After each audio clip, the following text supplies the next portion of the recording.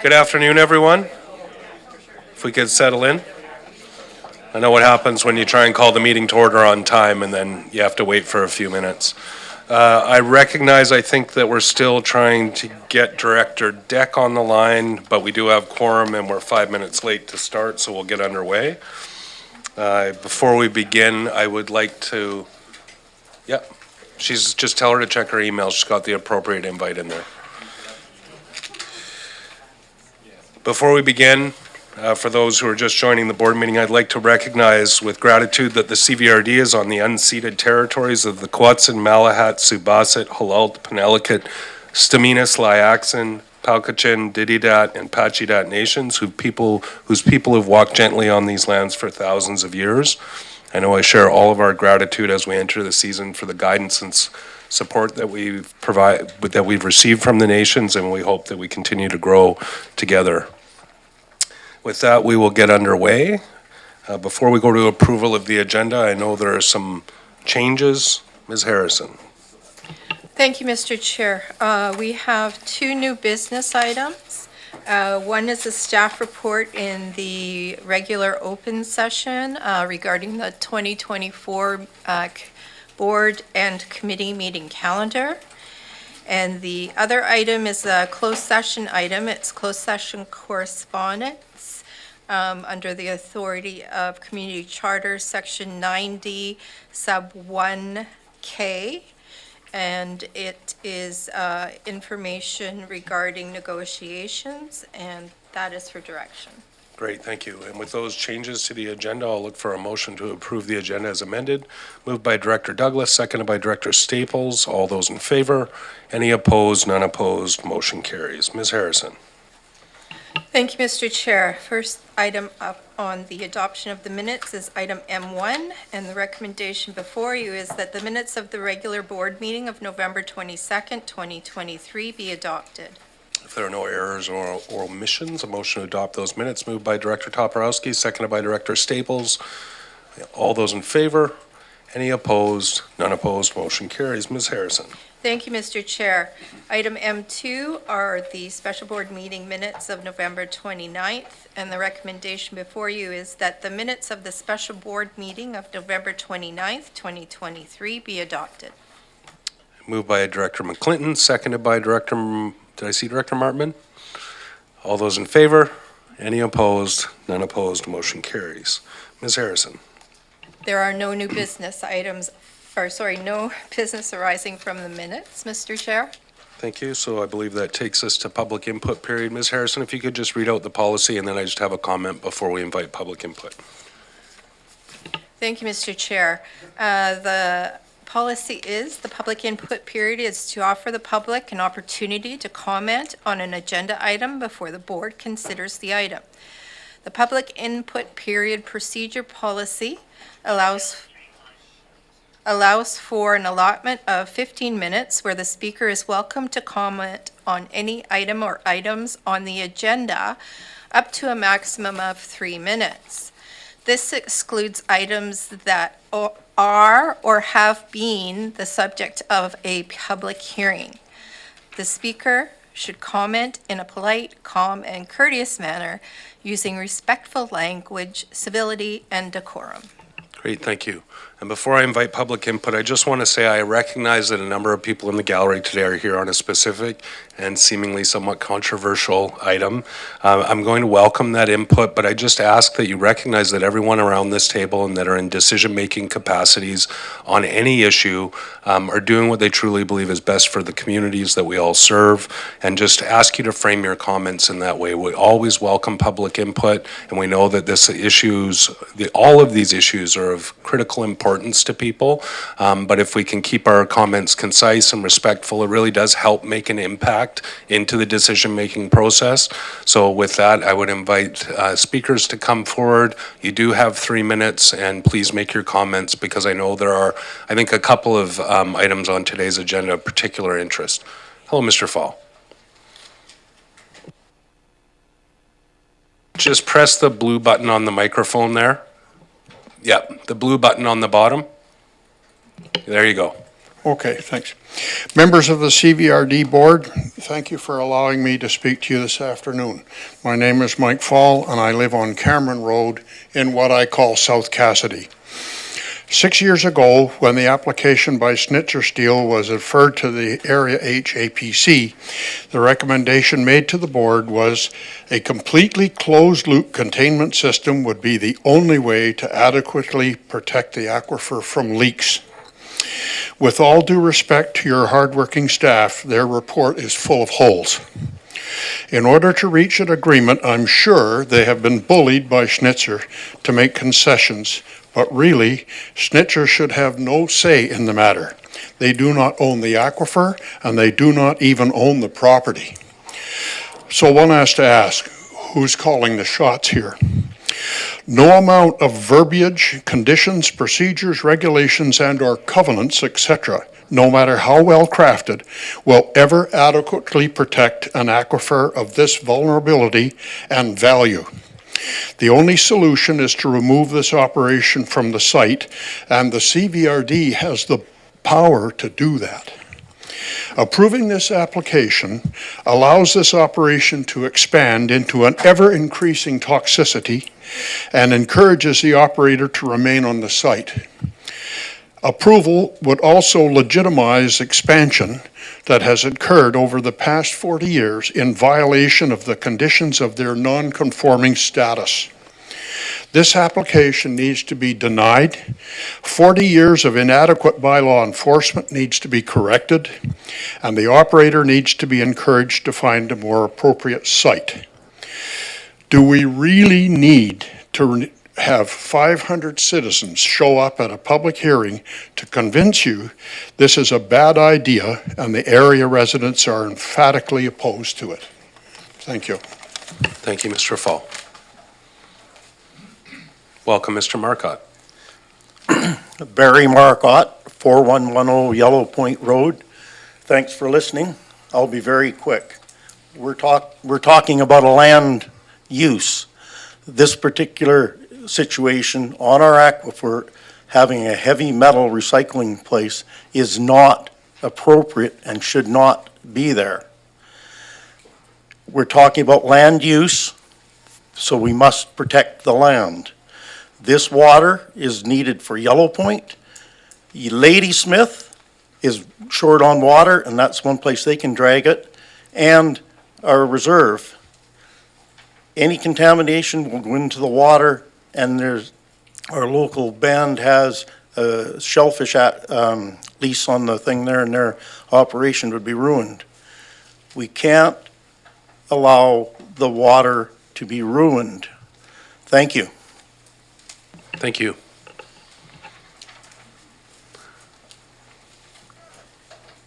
I'm sorry, I didn't have a lot of notice. Found out about this meeting last night, but there's a few points that I'd like to make. I feel like because my bylaw complaints have not been answered, that the CVRD is not adequately equipped to deal with bylaw enforcement. I haven't even received an email back after numerous emails with video of Schnitzer's still operating long past operating time.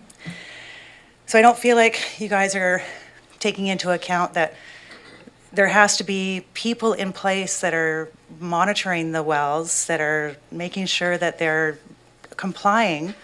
There just isn't people to do these things. You guys aren't able to keep up with the kind of damage that they can do in such a short period of time. I have copies to prove that there is copies of water testing that has been provided from Schnitzer Steel's people that show that there is severe contamination on their site in the well 5 monitoring well. They keep saying there's no contamination. It keeps being lied about, denied, and played down. I don't know why, but it keeps just being put under the table. I've sent it to the legislature today, copy of the water test. Shows an abundantly, a vast amount of things that shouldn't be in the water, and it's in their testing. It's not provided by me, it's provided by them, from VHA to me. So hopefully you guys will look at that and go, wow, why do they keep saying there's no contamination? It's clearly there, it's in their paperwork that they sent to me. So it's very upsetting to me. And I know that there is no, you had a water person here last week, a couple weeks ago, Mr. Lawrence, or Lawrence something. He doesn't have any way of saying that, yes, we're going to be controlling this. He was very unclear about what the program was going to look like. But right now, there is nothing in place to monitor the ground wells. There is nothing in place to make sure that this isn't doing damage when we know that it is. I know that it is. It's contaminated my property. I could hit a baseball from my yard to Schnitzer's, and the well that's behind Thomas Creek, between Thomas Creek and their property, is contaminated. I am suing them about it. And the first thing Narez Kara from Schnitzer Steel did, contact my lawyer and ask her, what does she want to make this go away? I don't want money. I want to have water for generations to come. So please, please consider what you have in place to really control this, because I'm not seeing any real controls. And I don't think you guys are equipped to deal with the kind of problems they can create. I don't think anybody can clean the aquifer once it's messed. Thank you for your time. Thank you. Oh, I'm Dorothy Farr. I live at 13290 Cedar Road. Thank you. Right behind Schnitzer's. So we do still have time for a couple more speakers.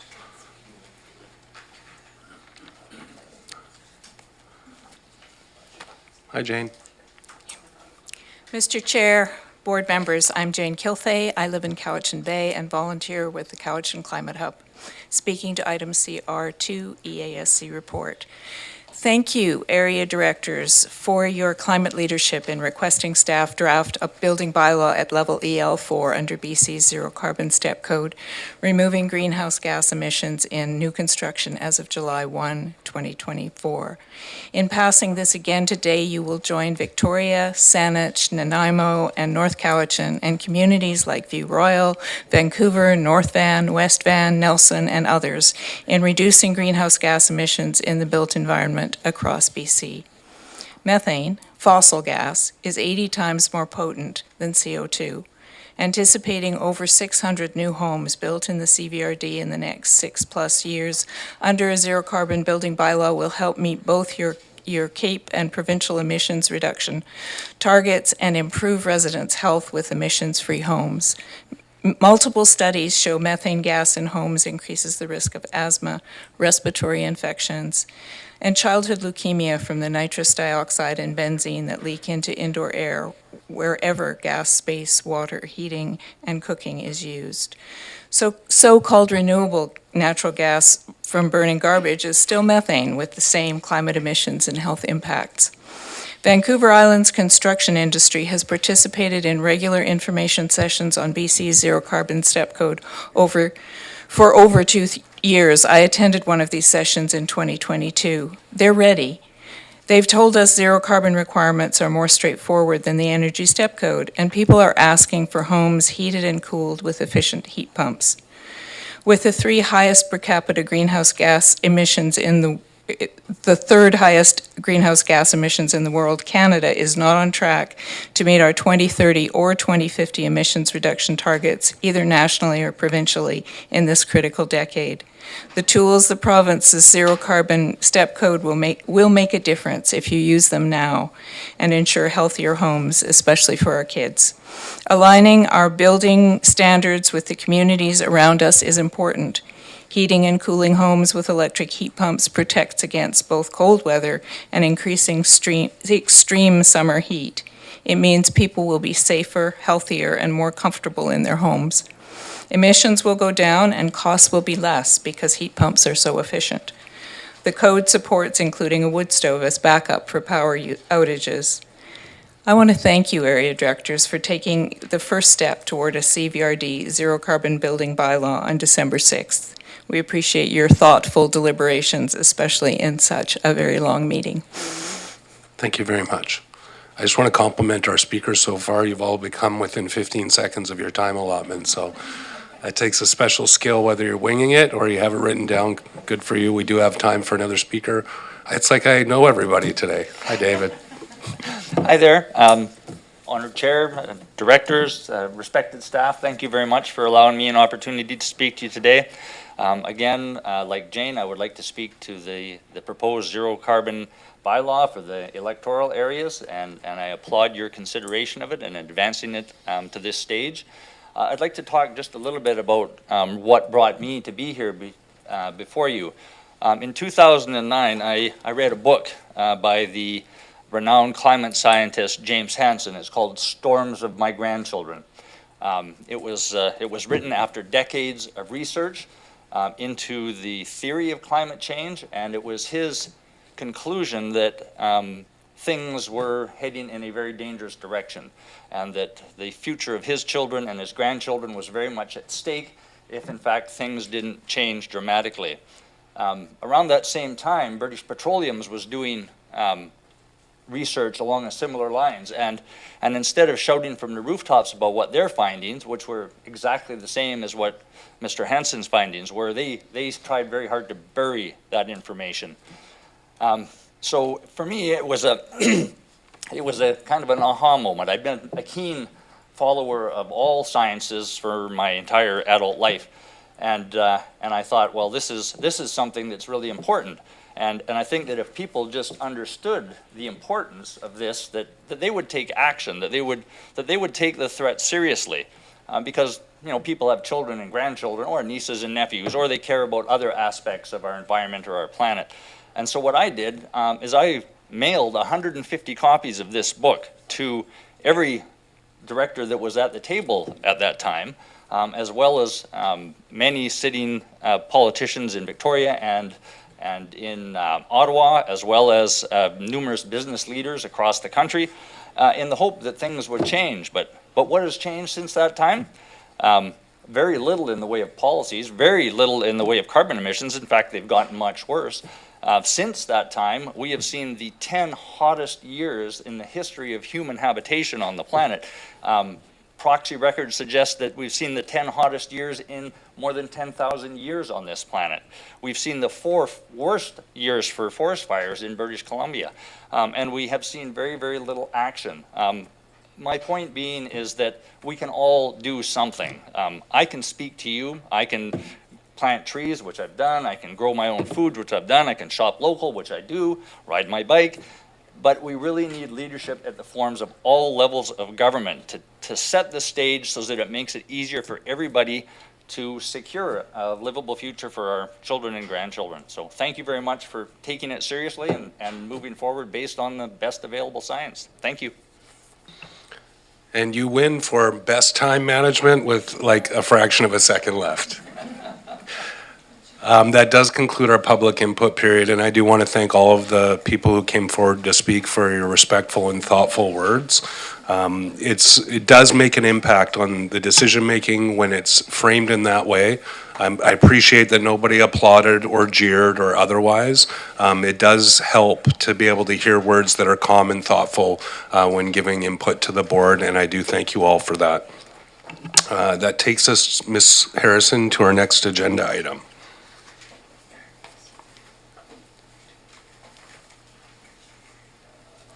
Next agenda item. Thank you, Mr. Chair. The next agenda item is delegations. And item D1 is a delegation by Monica Kauka, hope that's correct, Cowichan Hospice, an update on the operations and volunteer program. Welcome to our delegation. The microphone is already on and waiting for you. Well, hello Hi, Chris. everyone. Sorry. I do work very well with Monica, but my name is not Monica. Monica is right here. Yeah. Hi, Krista. Hi. I want to just say that we from Cowichan Hospice are grateful to be here. And we're here to thank you for your generous support that has made Hospice House a reality 3 years ago, for your continuous service grant in support of the services Cowichan Hospice provides to our community, and to provide an update on Cowichan Hospice role in the community. My name's Krista Fox. I am the board president of the Cowichan Hospice Society. Alongside with me is Monica Kafka. Krista, and- I'm just going to pause for a sec. You have a presentation, do you not? Presentation, that's Yeah. what I was I'm just wondering where it trying to is. check if it's available. Just, we'll get it started and get it shared via WebEx, and then we'll let you continue. We're not cutting into your time, don't worry, we're pausing it. Oh my, yes, it's moving along those seconds. Aaron. We have so much to share. And you can just use the arrow keys to go back and. Okay, thank you.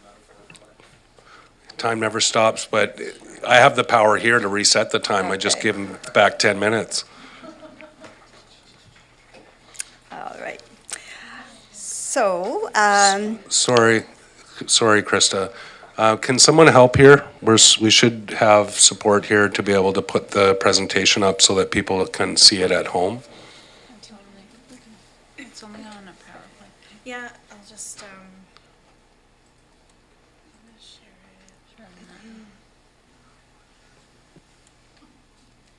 Now we should make it full screen too. So we'll just have to minimize that. Okay, and then just get rid of I don't have to say it. There you go. You should be able to use the arrow now. okay. Thank you, Ms. Pressman. All right. There we go, we're rocking and rolling now. Let's start over again. Okay. Welcome, Krista. Thank you, Aaron, and thank you for giving us the opportunity to share with you what is happening at Couch and Hospice. So I'm here to thank you for your generous support that has made the Hospice House a reality 3 years ago, and your continuous service grant in support of the services that Couch and Hospice provides our community. And the last thing, and a very important thing, is to provide an update of Couch and Hospice's role in the community. As steward of the Couch and Hospice Society, the Board of Directors is grateful and excited to see the direction that Monica and her team is taking Couch and Hospice. The community is growing, thus community needs are growing, and Couch and Hospice is growing. Today, we have the opportunity to share with you the work that your support has made possible during this past year. Throughout 2023, board and staff members worked together to higher a level of engagement all across the entire hospice community. We deepened our engagement with our volunteers to provide more training and support, onboarding new staff members, and are connecting more often with our wonderful donors and supporters. As you know, Couch and Hospice House has been serving the community for 3 years. You might have not heard that the remaining 3 hospice beds have been opened. And I received an invitation to celebrate this opening last week, and I was really honored to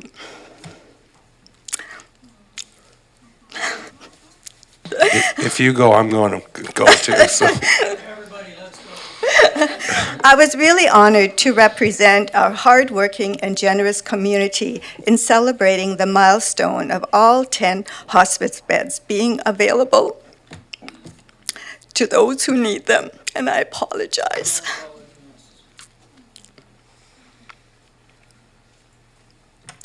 Stop that clock. If we run out of time, we'll figure out a way to get you through. I was surprised by my reaction to the opening celebration. As I mingled with Island Health staff and Couch and Hospice staff and volunteers, this is bad. I came to the deep realization that the house that love built is now the house where love lives. Couch and Hospice House is not only a warm, cozy, safe place to be, but it is filled with skilled, compassionate professionals and volunteers who understand the end-of-life journey and are present for their patients and their chosen families. I'm especially grateful to the Island Health team members who worked hard to compile the sound research and data to make the case for this expansion. The Island Health staff and Couch and Hospice staff and volunteers are a powerful team, and Cowichan Hospice is committed to this partnership. Together, we will continue to support our community to live well at the end of life, with wraparound care of the house where love lives. Krista, okay, so I was going to say, are you advancing your slides? You got it. I'm on top of it now. No more tears. Your service grant may go to Cowichan Hospice, but you're doing much, much more. Your commitment is making a large impact in our community. Every day, there are beautiful and meaningful connections between hospice and individuals. Use your imagination for a moment. Picture yourself tossing a stone into a lake. There's a splash at that first point of contact between the stone and the water. But then the impact ripples out far beyond that. Similarly, for every connection your service grant makes possible between hospice and an individual, that impact ripples to their loved ones, to the larger community, to culture as a whole, and even to the next generation.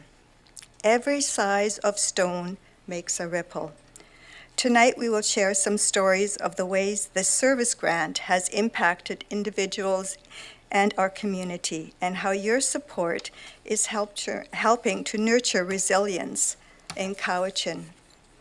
Resilience doesn't mean that we are without pain or grief. At hospice, we choose to define resilience as being able to make peace with grief, accept it, and learn from it. Today, you will hear some stories about resilience and what a resilient future can look like. And now I'm going to turn this over to Monica. Thank you. Thank you. Welcome, Monica. Thank you. Thank you. It's great to be here. I never used to cry in those presentations, but Krista has an impact on me, so I'm apologizing ahead of time. I'm here to tell you more about our programs and our partnerships in the community and with Island Health, and also listening and learning, because there's always more to learn. This is a few pictures of our community services office at Gibbons Road. This is where a lot of our programs are being offered, and they are free and confidential, and they are all provided by our small team of staff and volunteers, and we're very lucky to work with almost 50 active volunteers. To tell you more about how grief support looks like, it can be 101 support, and this is usually how our support starts. And then often our clients join support groups. We offer grief groups, we offer walking group, which actually started during the pandemic, and it was a way of continuing our programs. We also offer traumatic loss group, which is very important. Who Am I Now group, and wellness energy work, which is very appreciated by many clients as well. This is a quote from one of our clients, and we really learn every day and believe that we are not broken, we are grieving, and this is what we hear very often and learn again and again about.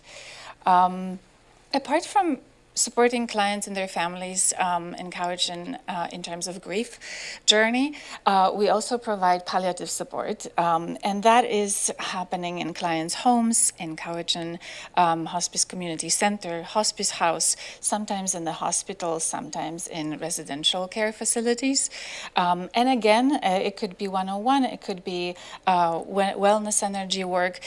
Sometimes it's also us helping clients and families navigate resources, because there's lots available, but sometimes, especially when you're impacted by emotions, it's hard to navigate. So sometimes what's appreciated is just help in navigating what's out there. Please don't leave. This is a busy slide, but the main point here is that there's so many elements to a good whole person and person-centered care, palliative care, and hospice is definitely one part of that integrated team. We work very closely with Island Health and other community organizations. So the middle part sort of represents here where we work very closely together with Island Health.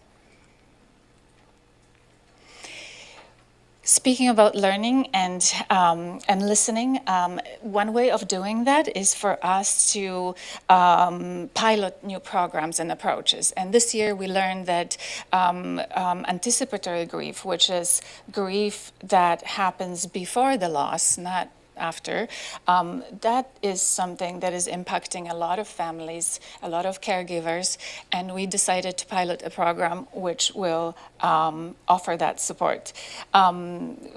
Great learnings, we do know that this program needs to be offered on a regular basis based on this year. Another program is supporting through education and awareness. So we regularly offer advanced care planning workshops. Our library is basically open and free, and everybody and anybody can access it. We're also working on some online resources and updating that. And speaking about partnering with organizations. Monica, just 1 second. Yep. Thank you. Can I get a seconder? Director Staples, for the few minutes left. Sure, 5's fine. All those in favor? Oh, we were at time. Any opposed? None opposed, motion carries. Yeah, there was some technical glitches though, so continue. Okay. So do we have 5 more minutes? Thank you. This is an extraordinary event, really, that happened in May this year. We began with Quanat Counseling from Cowichan Tribes to plan an honoring community grief workshop, which took 3 days, and we've seen 120 people. It was a very important event. Again, it's going to stay. It becomes an annual partnering initiative, and it's just really beautiful to see the impact and the healing. At the same time, we realize and we observe and we see that complexities impacting our grief support services are increasing. And therefore, for us, what that means is that we need to offer continuous education and training and support to our volunteers who are providing this work. I mentioned traumatic loss support. It is really important for clients not only to survive, but to actually create a new thriving lifestyle after loss, often under very difficult circumstances. So just wanted to share that we continue doing that.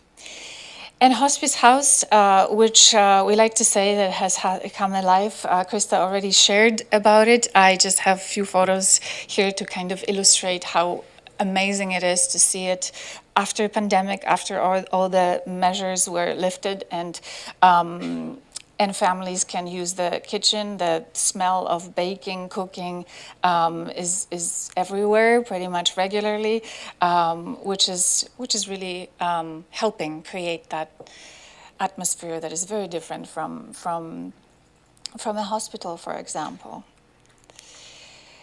And I wanted to mention our volunteers who are doing a lot. They help us in hospice house. They help with grief support. They listen. They help orient families to hospice house. They garden. They help us with administrative work. It's really incredible, the commitment and the hours that are being offered. Just being very grateful that you are part of making all of this happen.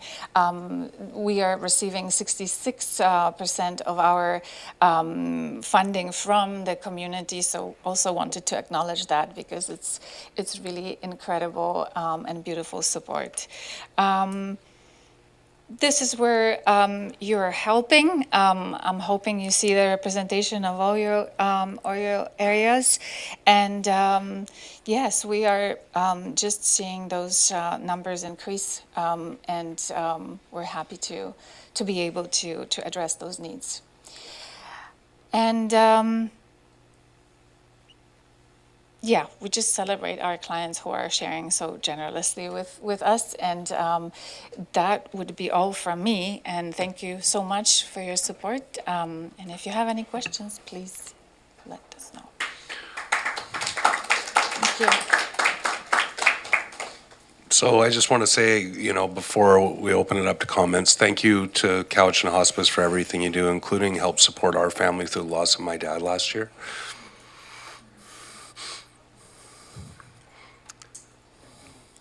That to the team. But that said, it wasn't in hospice house, it was in our house, right? And having the resources, especially in the last few days. Well, we're just very grateful that you support us, because that funding makes all the difference in the world when we are looking at new programs and looking at staffing. When we have guaranteed money, we can provide the support that this community really deserves. And the community has always stepped up. So thank you, Hutchka, to all of you. And that doesn't put me in conflict of interest. We made that investment long before my dad got sick. But truly, thank you. And I know firsthand, when we had that discussion years ago now, it was more around knowing what my grandmother went through and how difficult it was to access hospice care in Cowichan. And even through the connections that we had before my elected time, folks, that it was really challenging, and there wasn't a place like that. And we talked about all the other examples that were brought forward by Cowichan Hospice of what a hospice house and hospice care should look like. And your volunteers were doing so much great work at the time, but really needed that base to be able to work out of and grow the programs and do all the things that you're talking about today. And then being able to see that transition, not just within the facility, but how the support has grown from your organization as a whole, the outreach, the in-home support, the grief support, all of that resourcing that you've been able to do, because now you have this sort of foundation to grow from. I got to experience it firsthand last year, and it was truly remarkable. We were ready to bring my dad there, but thankfully through support of Cowichan Hospice and the Island Health team, we didn't have to. And it was really special to be able to have that. It's not a great experience, but to be able to die in your home surrounded by people you love with support is the best death you can have. And I've said to people, he had a living wake for a week, and everybody got to come see him in his home. And if there's such thing as a good death, he experienced it, and a lot of it was because of the support that your organization gave to him and to our family. Thank you. Director Wilson. Thank you, Monica. Thank you, Krista. Can you tell me a bit more about the advanced care workshop that you mentioned? Mm-hmm. So advanced care planning workshops, I think, this is basically to help, and it's open to the public, to the community. It's to help plan for your end of life care. And we actually started to experiment with quite an exciting method of delivering that workshop, because we mixed the workshop with speed dating idea. And we have this big circle, and people just move and ask a large number of others questions. And in that way, there is a lot of conversations happening in a very short period of time, and everybody walks away with some material to reflect on. But it was actually really loved by the community. So we call it speed planning now. And I would say too, it's such a topic, we keep pushing away, right? And to just be able to sit down and have some fun, but at the same time to really reflect, oh yeah, like, do I want music? Who do I want there to be? And there's so many elements that can make your end of life journey positive and embraced by the people that love you. Yeah, that's great. Thank you very much for all the work you do. Thank you. Thank you. Other speakers, any thoughts? Sorry I ate up all the airtime. Director McGonigal. Thank you, sir. And it's great to see the transition from the original 7 beds to 10, especially with the increased need within the community. And I spoke right from the beginning of the regionality of Hospice House, that everyone within the Cowichan Valley Regional District is in need of this sort of service. And I raise my hands to you and your volunteers for the work that you do there. Heichka. May I say something to that? When I was at the celebration, I talked to a number of managers at Island Health and that. And one of the things that has happened, and I'm not very good with numbers, so the numbers might not be right, but the idea is there. They were researching and providing data showing how in an acute care hospital, like our hospital here, they had, when people were dying, there were 30% of the people in the hospital were dying.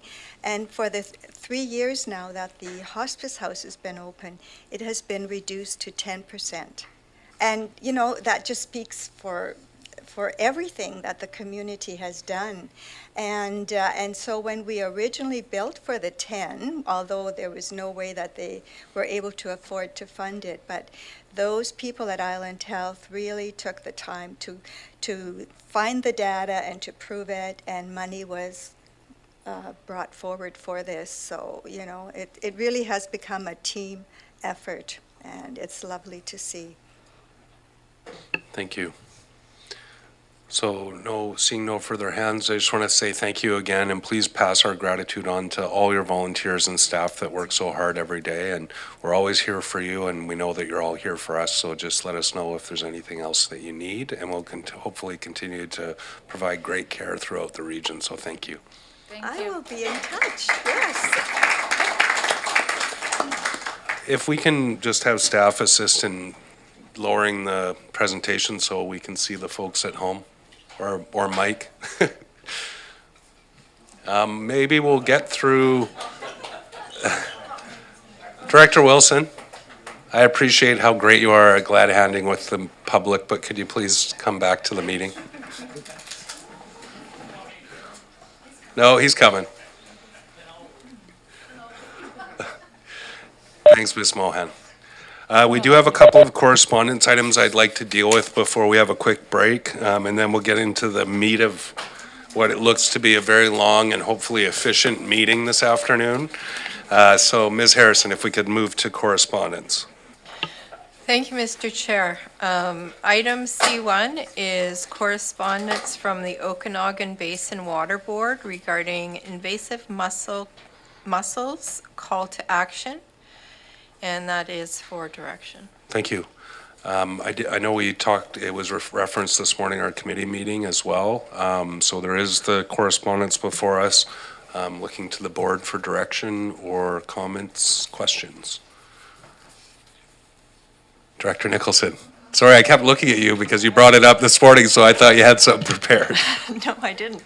But I was very impressed with this letter. I thought Yeah. that they've really done their homework, and I think this is an example of an issue related to invasive species management that we really need to pay attention to, because with climate change becomes a lot more invasive species and the threats that they have to our existing natural ecosystems, which are trying to adapt to this new changing environment, it just often pushes things over the top. So I would like to support them. I don't know whether it's appropriate to ask staff to write a report, or whether we can just write a letter, or I'm not quite sure how you want to take this. I was going to ask, hopefully, staff, what would be the appropriate response in terms of perhaps referring this to the correct department to come back with a somewhat expedient report. Mr. Postings.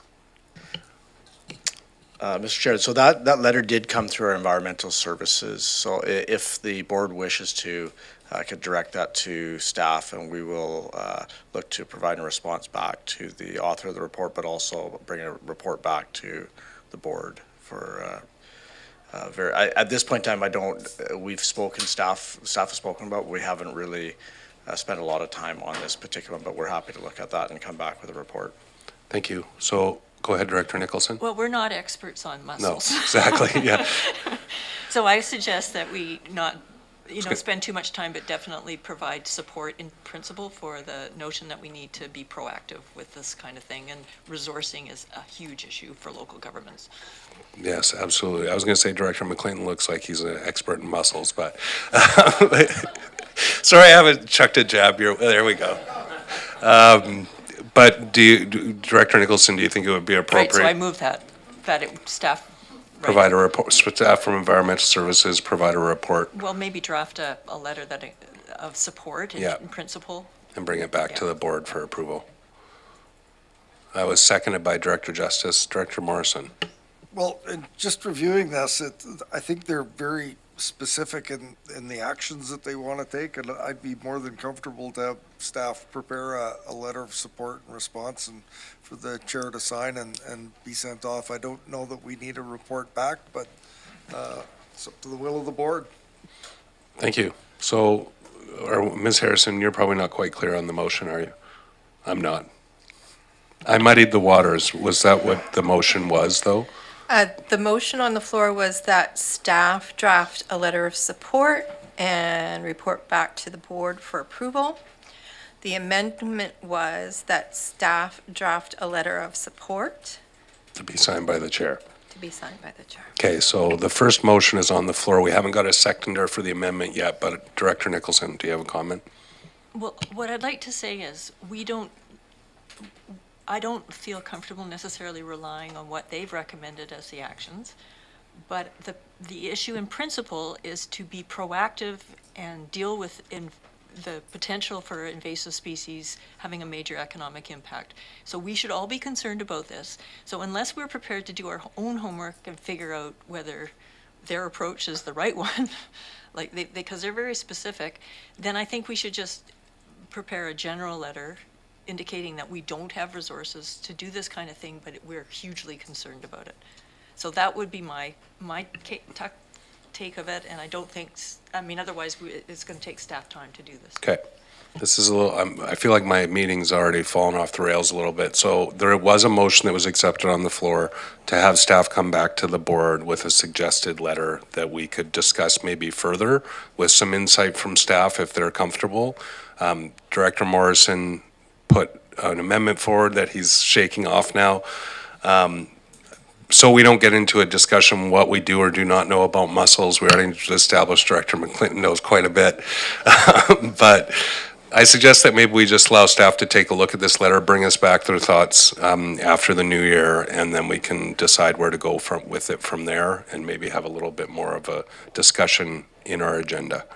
So the motion as on the floor, I think, is suitable for that purpose. Do we have any more discussion on it? Seeing none, all those in favor? Any opposed?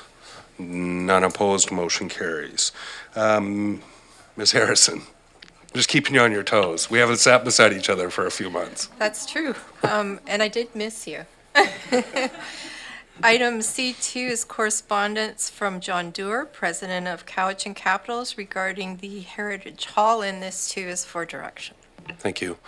So I understand there's been some continuing discussions, perhaps since this letter was authored, I think that perhaps the direction may be to refer this letter to staff to continue to work on the response, but Mr. Elzinga. Mr. Chair, I feel that's appropriate with staff to provide a response to the Cowichan Core Recreation Commission at their meeting in January. Thank you. And just to the board's information, I'll continue to support staff and the Recreation Commission as necessary. But I know staff have been working really hard to resolve this issue and have already made some progress. So can we take that motion as Mr. Elzinga outlined? Moved by Director Staples, seconded by Director Istash. Any discussion? Seeing none, all those in favor? None opposed? Motion carries. We are up for a short break in just a few minutes, so just based on the break in the agenda, I'm going to suggest that we take it now. So we'll take a 10-minute recess. We'll be back at 2:35.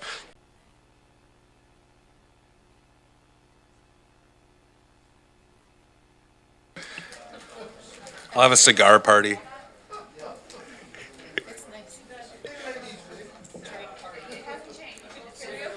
I'm going to come out to Cobble Hill, Arbutus Ridge. You can host it, Mikey.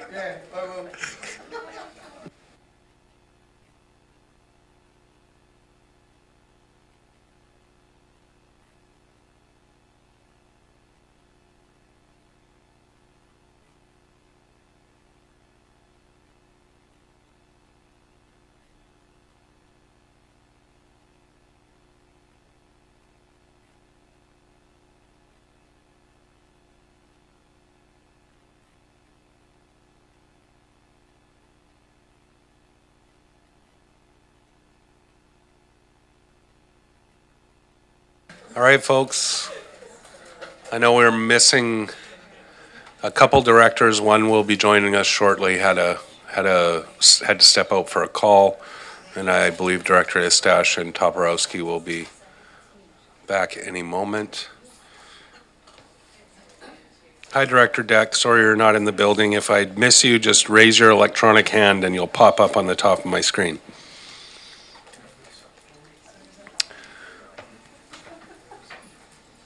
We still buffering? Are we good? Okay, good. We're live. This is where I'd spin my chair on and say, we're back. So that takes us, I believe, to our committee commission reports. Ms. Harrison. Thank you, Mr. Chair. Item CR1 is the report and recommendations of the Committee of the Whole meeting of November 22nd, 2023. Director McGonigal. Well, thank you, Mr. Chair. Your Committee of the Whole report and recommends the following: that Emergency Management Cowichan consult with member municipalities to develop a regional agreement and/or bylaw that would permit, inspect, and enforce major planned events. I would move that, Mr. Chair. Seconded by Director Wilson. Thank you, Chair McGonigal, for your report. Any discussion? Seeing none, all those in favor? Any opposed? None opposed. Motion carries. We got a couple. That concludes, Mr. Chair. Thank you, Mr. Chair. I feel like it's doctor. We're going to get a couple more committees. We'll have more chairs. Ms. Harrison.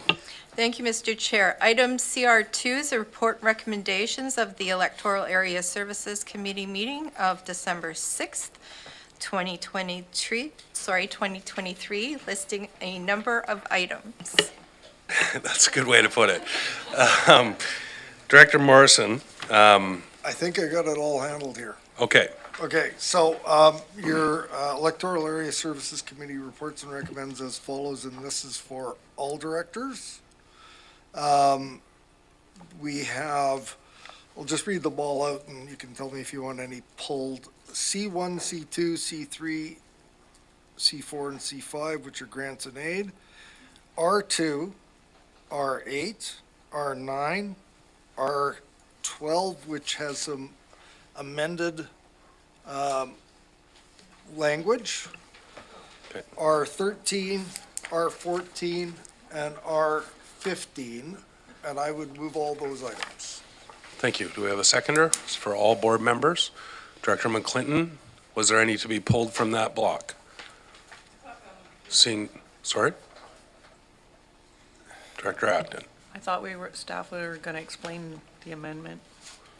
For Would it have R12? changed? Isn't that the one we got an email about? Sorry, R12 does have a notation on it that says amended from committee recommendation. Ms. Harrison. Thank you, Mr. Chair. Through you to the board. The change with item R12 was with regard to the wording of forwarding the bylaw forward to the board for consideration. The way it was written in the committee report, it was written as if it was from committee straight to the board, to have the board grant readings and adoption to the bylaw at this point in time, where procedurally the bylaw is actually showing up in the bylaw section of the agenda.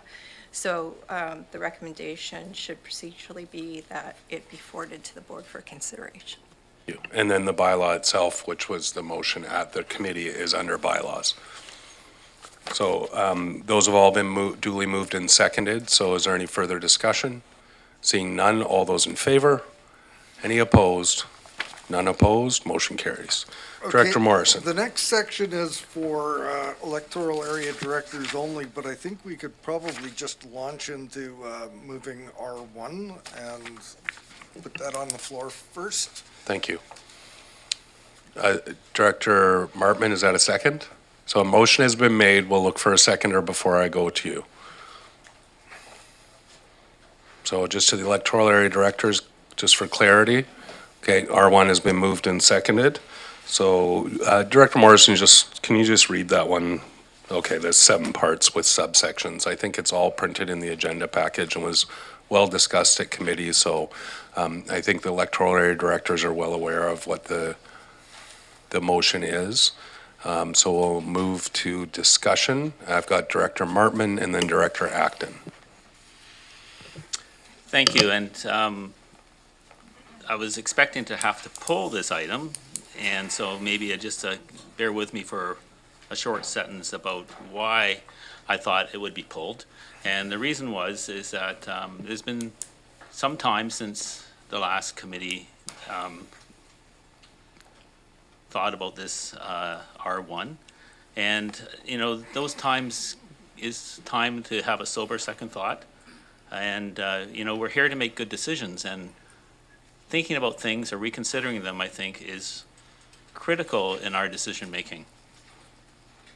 I also think that when we have items of, I think, very important to a community and to the Cowichan Valley in general, that it's good to have the full complement, that you have all electoral area directors present to reflect what their communities would think and what they think on these decisions. But speaking to the motion, I think the key thing for me is this isn't about rehashing or going over what committee was intended to do. There's good work done at committee. But I think it's really just to emphasize that in a very respectful manner, to think carefully about what my community has very passionately spoke about. My position was clear at committee about the need to protect the aquifer, and the way forward is not to give up the zoning. The zoning, changing to the zoning and going forward with this motion would lock it in. So I'm speaking to defeat this motion. And I would appeal to you to think about the Cowichan Valley, where you travel, or I travel across it, and I see some very pristine lakes. You see Lake Cowichan, you see Shawnigan Lake, Stocking Lake, Chemainus Lake, like right across the valley, there's all kinds. I'm sure there's a dotted with little ones too. Well, we have a lake in Area H, but my pristine lake is just below the surface of the ground. And it sits there, and it's water, and it's beautiful. So I want to protect it forever. And I see the way to do this is to defeat this motion and allow me to put another motion forward. I wasn't sure I was going to share this, but I think this is important in that every week I get the privilege of learning something about the First Nations. And this week they taught me a new word, and it's tana and Squaliqua. So Squaliqua I knew was family, but tana means my family, but tana means my family that's in view. But the other word that I learned this week is na Squaliqua, which also means my family. But na doesn't mean the family that's in view. It's the family that came before, the family that's here today, and the family of the future. And I think that that's what I'm trying to put out there, is that we have to look at na Squaliqua, about the family that's going to be coming. And that's, I can't say it more passionately, but I would move that we defeat this motion and allow me to make another motion. Thank you. Thank you. I have Director Acton and then Director McClinton and Wilson. Thank you, Mr. Chair. Yeah, so I've listened to everything that happened, that was discussed at committee, and this is a difficult decision, and I personally have wavered back and forth on what's the right thing to do. All of us with the same goal in mind, what's going to end up protecting the aquifer in the end. I really resonated with Director Martman's comments about 100 years from now, because that is where I want to look, not 5-10 years from now. And changing the zoning, he's right, would be focusing on that for right now. We could have a little bit more control, but in the end, does it get us where we want to be? So I still am, I feel like I'm taking a little bit of a leap of faith because we don't have a crystal ball, and these decisions aren't, although I think Director Martman's community thinks this is just a really black or white decision, and there's many different implications on either way that we go here. But and with my own experience in Shawnigan Lake, the thing I can say is that we would have moments that we thought, well, this is going to have a certain outcome, and it doesn't always have the exact outcome that you actually think is going to happen. So, I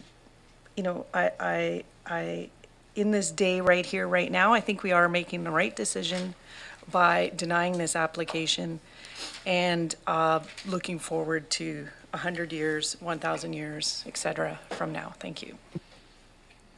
Thank you. I have Directors McClinton, Wilson, and Deck. Thank and you, Chair. Abbott. Go ahead. Thank you, Chair. Yeah, and I want to thank Director Martman for his comments. Very well said. Yeah, I do appreciate having a week to think about this. I will be voting to defeat this motion, and I've changed my mind on it for a couple of reasons. The rezoning can happen at a later date, but once it does happen, there's kind of no going back. And as I reflected on the things that we're asking, it's just not nearly enough. I do feel uncomfortable about doing nothing, and that's what it feels like by defeating this motion. Perhaps if Director Martman's next motion comes forward, perhaps it'll be something that can help address that. My goal is to help protect the aquifer. But the biggest thing for me is not having the owner at the table. I would be looking for, if we were to rezone, that there is right of first refusal, which we just can't get without the owner being a part of this application. So for those reasons, I will be voting to defeat this motion. Thank you. Thank you. Director Wilson, then Deck, then Abbott. Yeah, thank you, Mr. Chair. And this is a tough one. I don't like to oscillate backwards and forwards kind of thing. I've always lived by make a decision, live with the consequences. But in this particular case, I don't know what the consequences will be or may be. And that's the tough part about it. So in this, I think my focus has been the same as everybody else, protect the aquifers. So in this case, I will be changing my vote from last time, and I will be supporting Director Martman in this one. But I wonder if the possibility that perhaps Director Martman could give me an inkling of what the new motion might be. Not yet. Stay tuned. Thank you. Director Deck. Oh, yep, Director Deck, and then Abbott. Can you hear me? Yes, we can. So I'm really sorry, fellow directors, for not being able to join you last week. It was, a family emergency, and I needed to be with my people. So, but I did review the video, and I read the report. And what struck me deeply was that all of my fellow directors care so deeply about this aquifer, and their utmost desire was to protect it. And what also struck me was in the report it said that the insights that might be gained through the proposed covenant's monitoring program are themselves not a sufficient rationale to proceed with an approval. So I thought to myself that yes, I think Ben and all the people in Area H that care for the aquifer, and clearly all of you need to, all of you who agree with Ben, and including me, will vote to deny this application, the rezoning. Thank you. Thank you, Director Deck. Director Abbott. Thank you, Chair.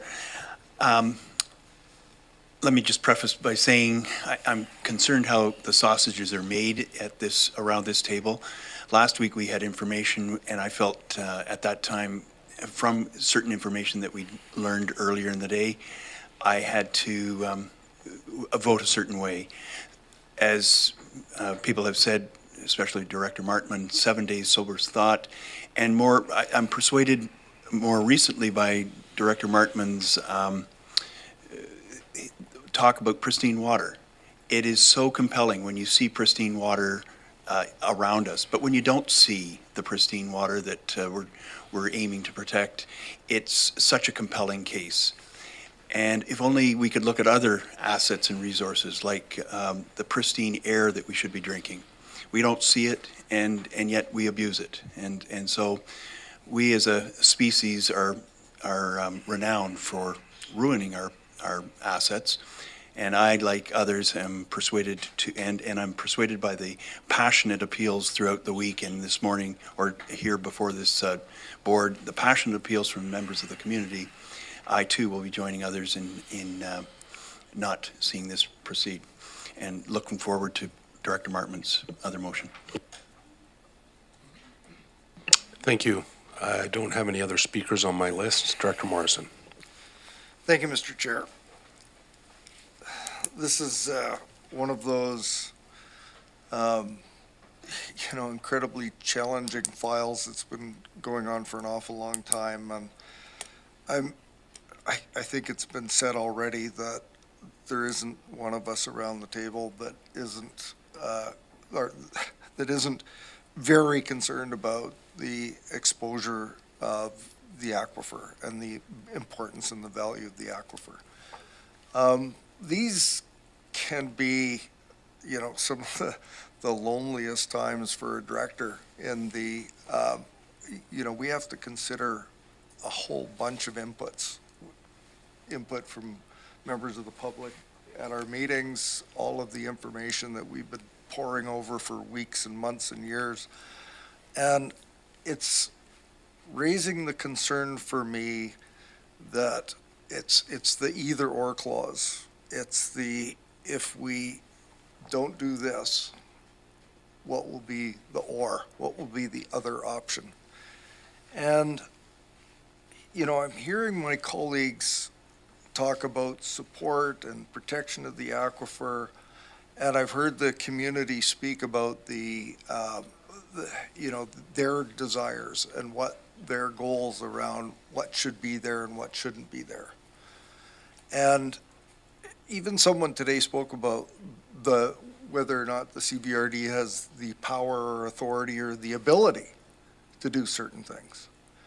And I'm very concerned about what the or will be. Should we defeat this? Should we embrace another resolution from the director? There are a number of variables that are not within our control. We'll get into a bunch of arguments, philosophical about, ability for the applicant to operate and the likes, but this is one of these challenging things that the answer that a lot of people have asked for, the solution that a lot of people have asked for, we can't provide. So regardless of the outcome, there's still going to be work to do to ensure that that out-of-sight lake the director spoke of is protected. And it's not just this particular property that we need to be concerned about. So as required by the law, I come here not knowing, not necessarily which hand to put up, but whether to vote in favor or opposed. And that's a requirement that we all have. I'm compelled to stay the course that our professional staff, regardless of the perspectives of a number of people in regards to the quality of the work that's been put forward, that is the principal material that we rely on. So with that, I don't know that the Cassidy Aquifer is going to be a winner in whatever action we take today. But that has to be our predominant focus, whether we vote yea or nay to this resolution or one that may come. So I don't know if that's waffling or not, feels like it, but we've still got work ahead of us. Thank you. Thank you. I don't have any other speakers on my list. This is for electoral area directors only. I'm just going to say before I call the question, I want to thank our staff because I know that this has been a long process and I know that their primary goal is to use whatever tools are within their toolbox to protect the aquifer. It's a very challenging situation. I think we all recognize there are limits of authority when it comes to these issues that are not within local government's jurisdiction. And when we ask the provincial government for some jurisdiction, they won't give it to us. And then we tell them we're not equipped for some other jurisdiction, they put it in our lap. So not to use this as another opportunity to rant, but I don't envy the electoral area directors, but I do know that every one of you, from what I've heard in the discussion last week and all the discussions about this specific application, the goal has been to protect the aquifer. Sometimes it just comes from different angles. I don't have any more other speakers, so for electoral area directors only, all those in favor and opposed. The motion is defeated. I'm going to just turn one moment before I go to Director Martman. Usually when things like this are defeated, what happens with the application? Should I take another motion from the floor right now regarding the application? I'm just looking to our staff. I know I can see planning staff, but nobody's jumping to help me out here.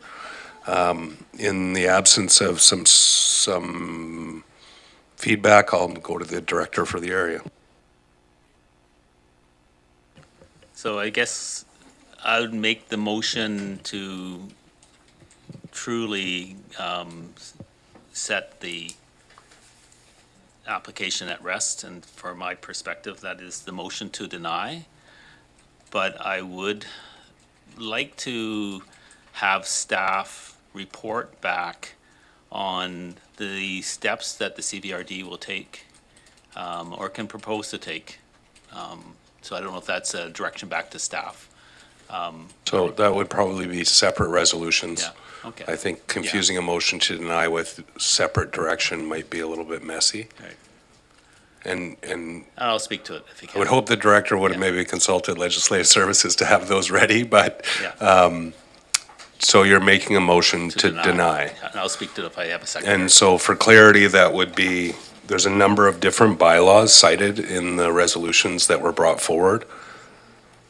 I'm wondering if I need to have a recess to confer with staff for clarity. Staff's not even making eye contact with me right now, so. Right, so In the other report, we're gonna take a 5-minute recess so I can help confer with.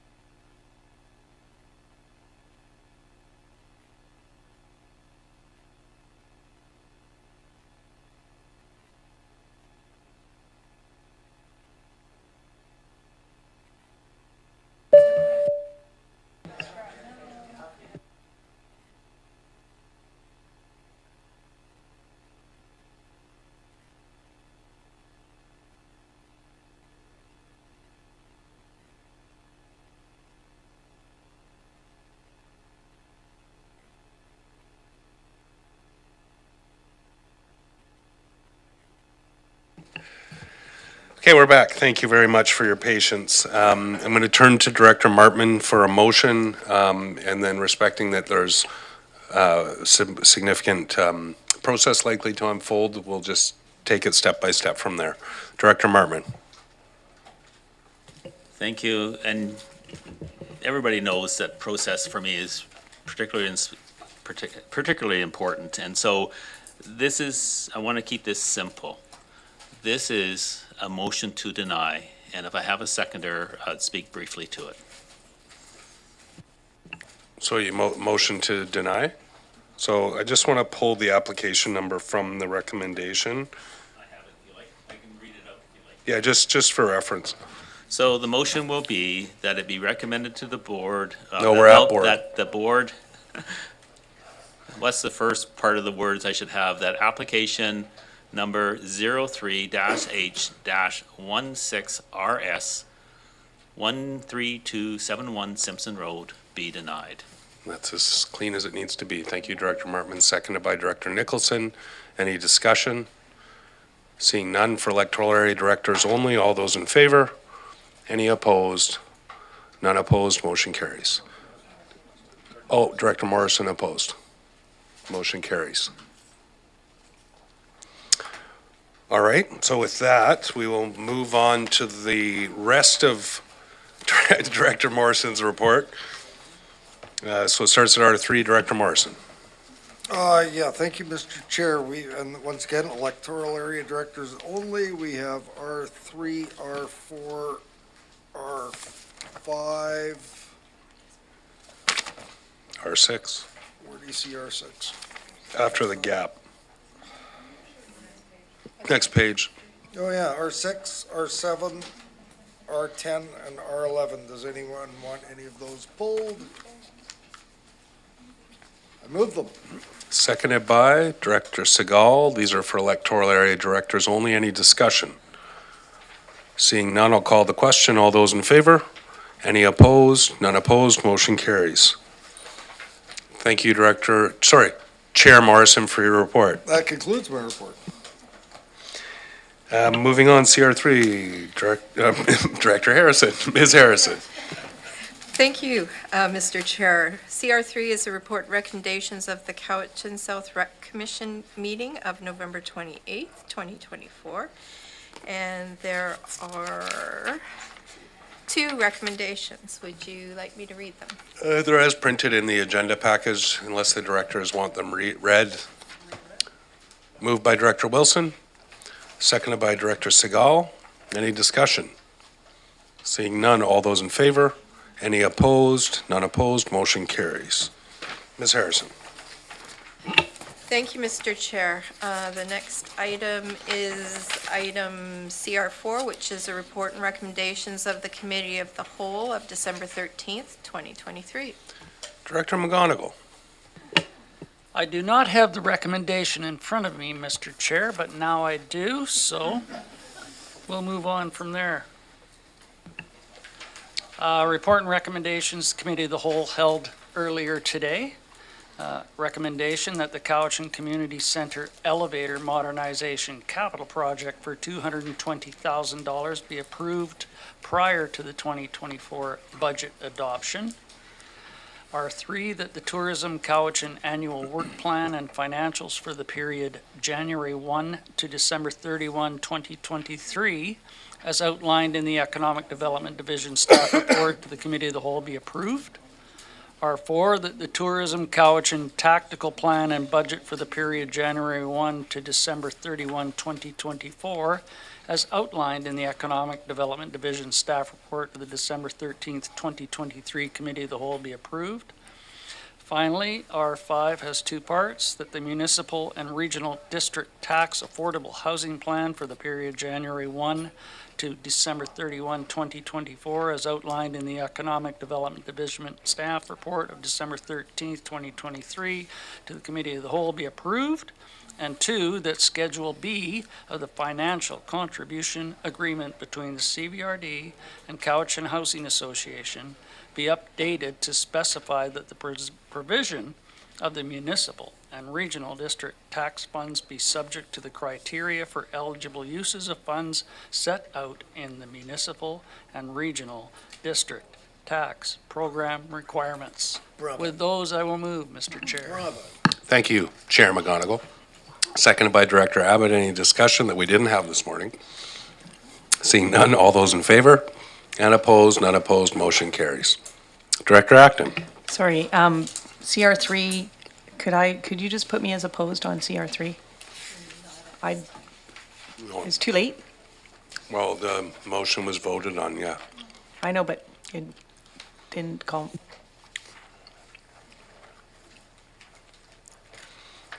Yeah, we've already passed CR4, so.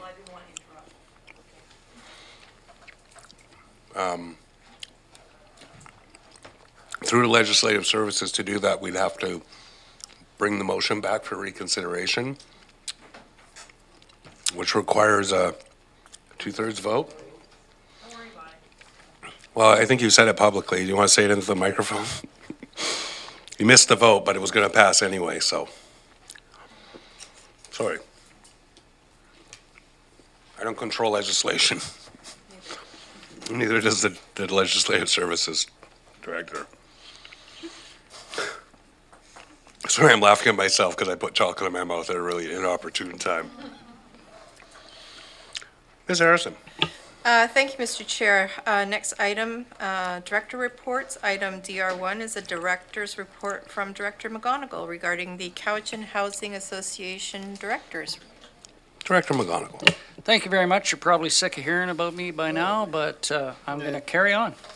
So that has been published, and for your information, that is what has transpired as my opportunity to be the liaison to the Cowichan Housing Association.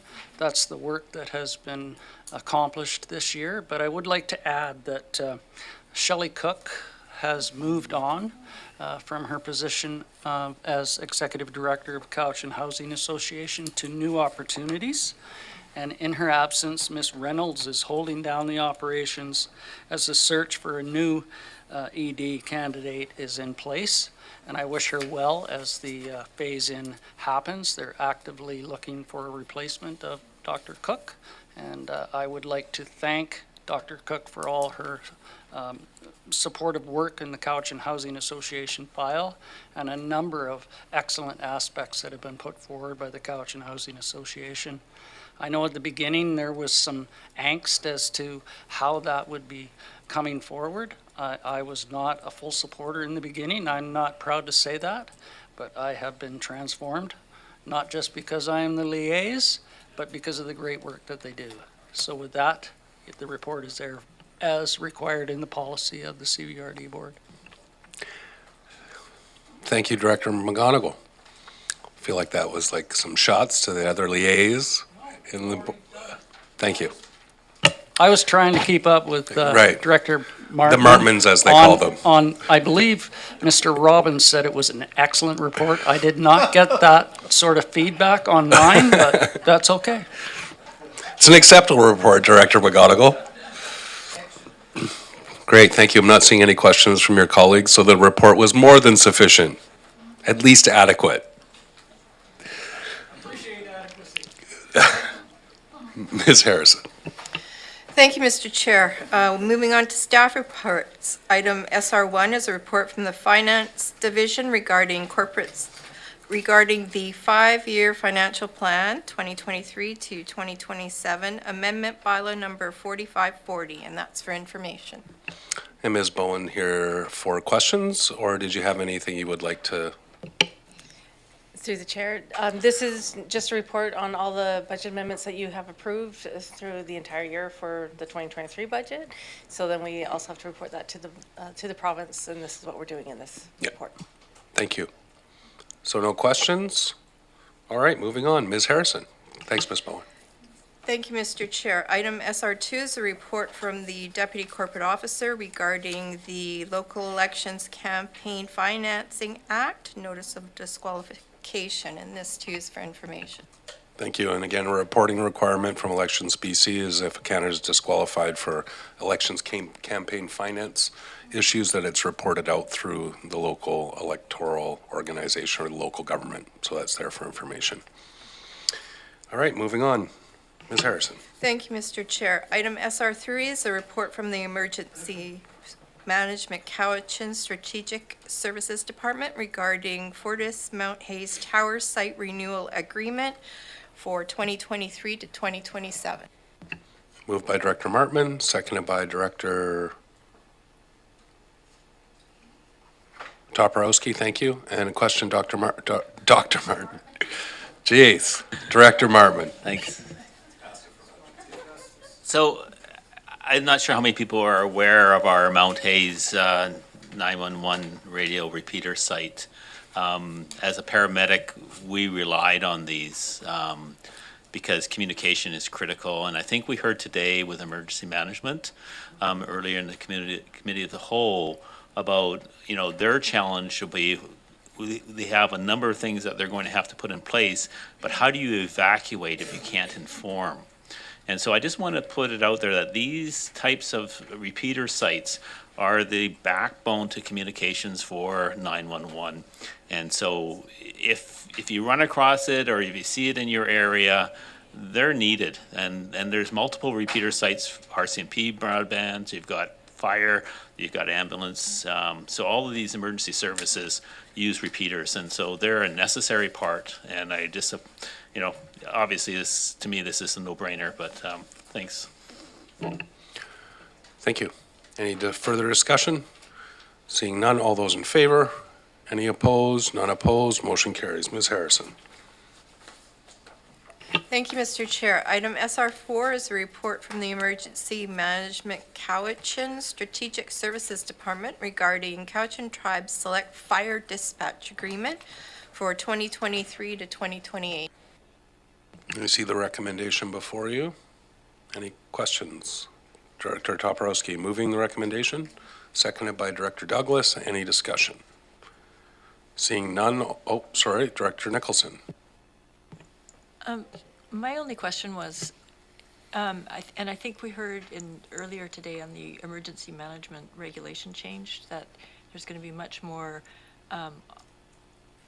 movement towards First Nations participating. So I'm wondering what we can do to maybe start to advance that. I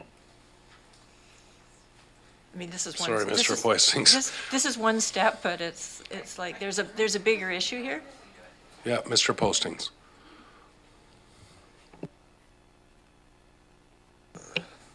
Thank you, Mr. Chair. Through to the director. So it's a fairly large question. This is one small piece, and what is before you in this particular report is the type of steps that we're wanting to take. We're having a conversation with the various nations throughout the region about what they need, and this was one that they came to us with and requested this. They already are provided a response through the contract that we have per resident that all the municipalities and areas pay. They are contributing into this. This is another service that they've added to add. So I guess I would answer that is we're taking every step through these conversations to be able to respond and support them. And this is a really small piece that is an easy one, from the emergency management, but it is a contract that we wanted to bring before the board there to do that. So lots of work ahead, and we have regular conversations with each of the nations about how we can support them with emergency management services. Thank you. Any further discussion? It's been moved and seconded. I'll call the question. All those in favor? Any opposed? None opposed. Motion carries. Ms. Harrison. Thank you, Mr. Chair. Item SR5 is a report from the CAO regarding the Island Corridor Foundation funding request and shared visioning process for the rail corridor. And there is a 2-point recommendation. Thank you. And I'll just note the recommendation erroneously says that it be recommended to the board. We are the board. So the resolutions would be that up to $25,000 and that staff be directed. So to take those that it be recommended to the boards out. Just also of note, I recognize that I believe Capital Regional District and last night the Comox Valley Regional District supported this work through similar resolutions, but I'll turn it over to Ms. Miles Wilson to speak to us. Thank you, Mr. Chair. So two-part recommended resolution in front of you today. Thank you for the minor change there to the first part of it. And so just for context, you'll recall that we received funding from the provincial government through the BC Ministry of Transportation back in March of this year, as did other regional districts on the island along the corridor to support what the province is terming a shared visioning process for the rail corridor. And so we've been participating as staff, along with other staff in the other local governments and First Nations communities, with the provincial government facilitating working group sessions to kind of start to develop this process. And more recently, the ICF has requested $25,000 from each regional district to support their participation in the process because they did not receive funding from the provincial government to participate as a stakeholder in this process. And so they've requested, and as the chair mentioned, they're receiving some support from other local governments. And so the first part of the recommendation is resolution number 1, which is to support them with their request for $25,000 under a contribution agreement with us, just to make sure that the deliverables we're being asked to deliver on by the provincial government are also being met through that $25,000 contribution. And then the second part of the recommendation is that staff be directed to develop a RFP process to procure a consultant then to help us facilitate this shared visioning process. Internally, we're organizing ourselves to have this managed out of the strategic initiatives department in the land use services. So we have staff that will be point people who are well-versed in consultation and planning exercises and can kind of be our point people for this project from the CVRD's perspective, but the lion's share of the work would be intended to be funded from that provincial grant and would be a consultant that we'd procure. So happy to answer any questions you have on this. Thank you.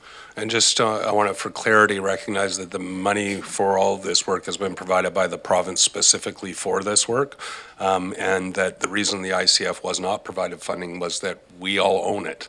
So the local governments and First Nations are the owners of the ICF, so the allocation of funding through us would be because the recognition that the local governments and First Nations actually own the organization. I think I saw Director Wilson, McClinton, and Nicholson. Yeah, thank you, Mr. Chair. I'm a little bit confused here as to the funding, because it's my understanding that we've already given a substantial amount of money to the ICF. No? None at all? Not a dollar. We have a reserve fund established for if the grant was required, but we have not provided any money to the ICF. Thank you very much. Yeah. Director McClinton? Yeah, thank you, Chair. More clarification for me, just on the funding. I'm just foggy on who got the original funding from the province. I know the CVRD. The local governments did, but did also the nations Yeah. get funding directly? And so Can you, my question is, can you provide more clarity around the consultant and why we need the consultant? Yeah. Happy to do that. Thank you for the question. And so the contribution service agreement with the province lays out some eligible costs, including public engagement and consulting services, technical analysis, temporary staff, legal costs. So in essence, and this came out of the AGM for the ICF back in October, is in that there was support for a land reversion process. And so rail corridor lands that bisect reserve lands, with the shared visioning process is going to be done in tandem with that process as well. And so we need to, there's a whole lot of work that's going to go into this to look at supporting that process, as well as creating this shared vision for the corridor that the province is asking us to come up with. So the consultant would be someone who can help facilitate, organize and prepare for the consultation that's required for this, engage with First Nations communities and in partnership with our staff. There's a whole lot of work that's going to go into this, but all the deliverables are laid out in the contribution service agreement. By the province of BC. By the province of BC, Yeah. Thank you.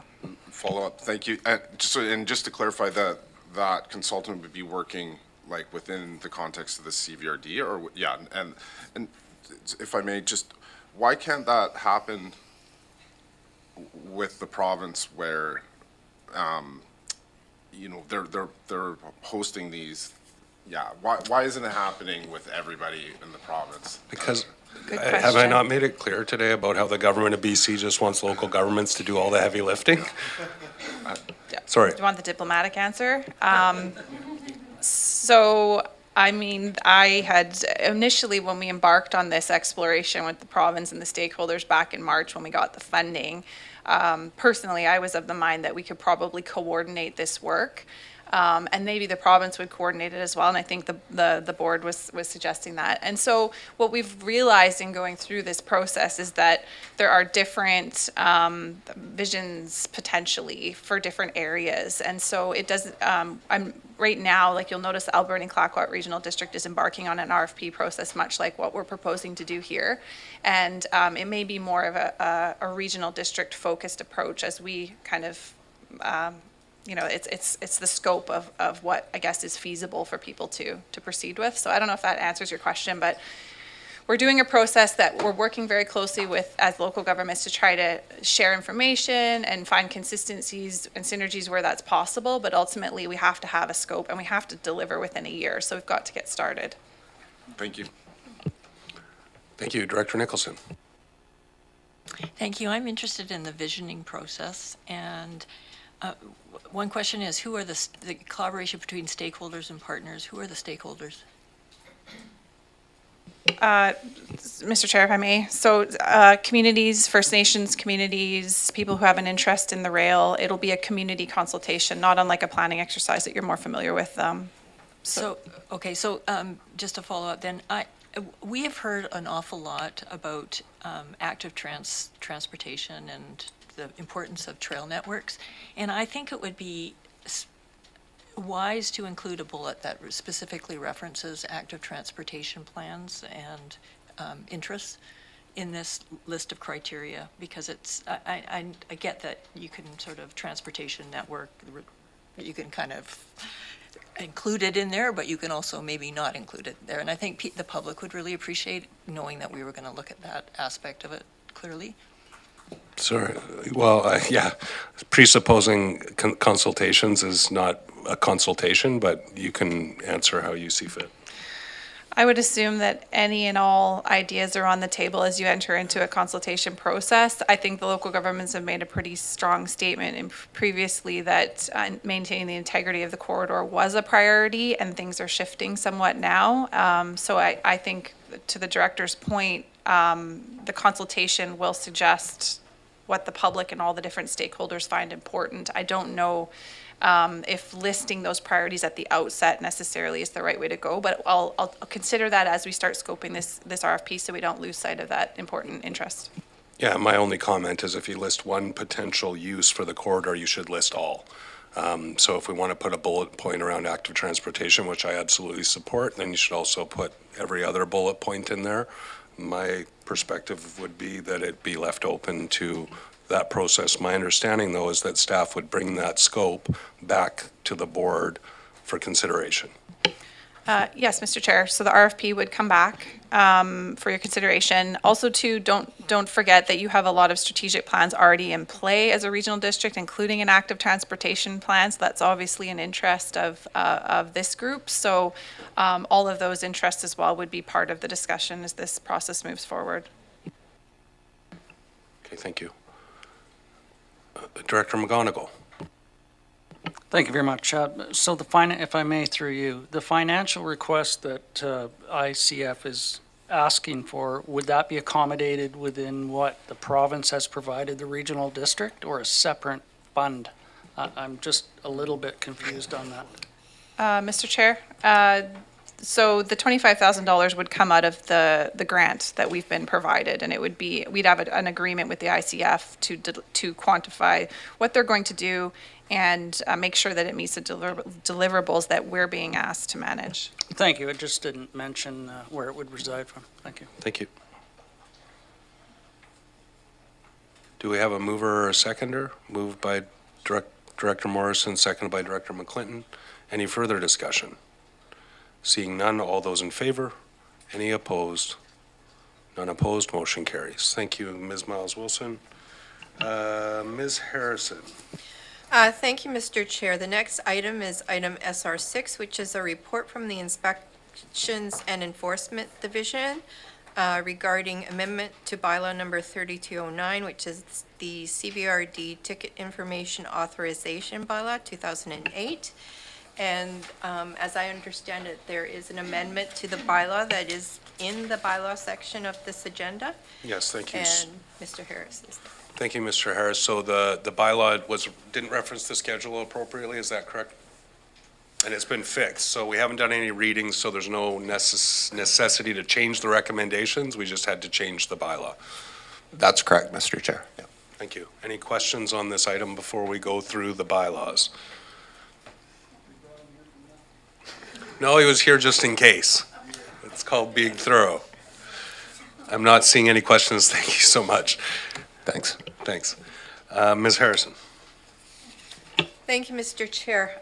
We also have a new business item, SR7, which is a staff report from the Legislative Services Division regarding the 2024 Board and Standing Committee meeting calendar, and there are 3 recommendations before you. So that's NB1 though, which is after the bylaws, Okay. item 18. So All right. I'm we'll just we'll trying to kick get that them all can down the road a little bit. Okay. Thank you. So we'll go through the bylaws. All I right. believe B1 through B20 are all for all of us. Yeah. Okay. So item B1, recommendation before you is that CVRD bylaw number 4540, 5-year financial plan, 2023 to 2027 amendment bylaw, 2024, be given first, second, and third reading. Moved by Director Douglas, seconded by Director Staples. Any discussion? Seeing none, all those in favor? Any opposed? None opposed, motion carries. Thank you, Mr. Chair. Item B2, a recommendation before you that CVRD bylaw number 4509, fireworks regulation. No, we need part 2, which is the Oh, adoption. sorry, thank No you. worries. I'm rushing. No, I get you. Thank you. Moved by Director Douglas, seconded by Director Staples. All those in favor? Any opposed? None opposed, motion carries. I've become an auctioneer at this. I can take this section if you want me to.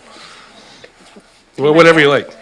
Item B2, that CVRD bylaw number 4509, fireworks regulation service establishment bylaw 2023 be adopted. Moved by Director Douglas, seconded by Director Abbott. Discussion, seeing none. All those in favor? Any opposed? None opposed, motion carries. Item B3, CVRD bylaw number 4514, fireworks sale and discharge regulation bylaw 2023 be granted first, second, and third reading. Moved by Director Abbott, seconded by Director Istash. Any discussion? Seeing none. All those in favor? Any opposed? None opposed, motion carries. That CVRD bylaw number 4514, fireworks sale and discharge regulation bylaw 2023 be adopted. Moved by Director Abbott, seconded by Director Segal. All those in favor? Any opposed? None opposed. Motion carries. B4, that CVRD bylaw number 4466, Yubo Mead Creek Critical Location Street Lighting Service Amendment, which is a requisition limit increase bylaw 2023, be adopted. Moved by Director Deck, seconded by Director Segal. All those in favor? Any opposed? None opposed. Motion carries. Item B6, that CVRD bylaw number 4467, Cowichan Station, Satlam, Glenora Critical Location Street Lighting Service Amendment, requisition limit increase bylaw 2023, be adopted. Moved by Director Nicholson, seconded by Director Douglas. All those in favor? Any opposed? None opposed. Motion carried. Item B6, that CVRD bylaw number 4491, Sentinel Ridge Sewer System Service Amendment, Boundary Extension 2023, be granted first, second, and third reading. Moved by Director Segal, seconded by Director Staples. All those in favor? Any opposed? None opposed. Motion carries. I think we just skipped B5. Oh, we did. Yeah, Thank you. no worries. Oh, Oh, no, we didn't. I just, yeah, we went to Yubo and then. no. Oh, there's two. There's two. One's for Cowichan and one's for Yubo. Oh, okay. I thought we missed it. No. But I wouldn't blame you for questioning it.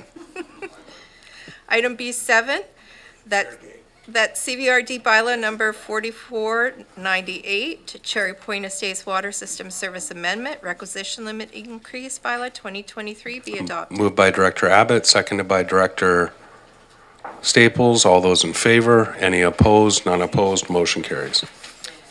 Item B8, that CVRD bylaw number 4499, Cary Village Water System Service Amendment, requisition limit increase bylaw 2023, be adopted. Moved by Director Segal, seconded by Director Martman. All those in favor? Any opposed? None opposed. Motion carried.